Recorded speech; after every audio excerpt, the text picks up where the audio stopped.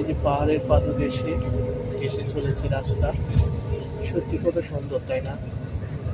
এই পথ ধরেই আমরা এখন এগোচ্ছি। তো দৃশ্যগুলো দেখতে অনেক ভালো লাগছে, তাই আপনাদেরকেও দেখাতে চেষ্টা করলাম। এটা হলো তায়েবের পথে মক্কার উদ্দেশ্যে যাচ্ছি।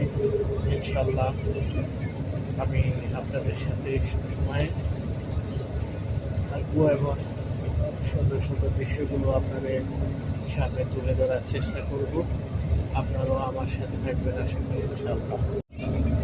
এই পাহাড়গুলো সম্পূর্ণ পাথরের পাহাড়। এগুলো মাটির পাহাড় না, এগুলো একদম পাথরের তৈরি, আল্লাহ রাব্বুল আলামিনের।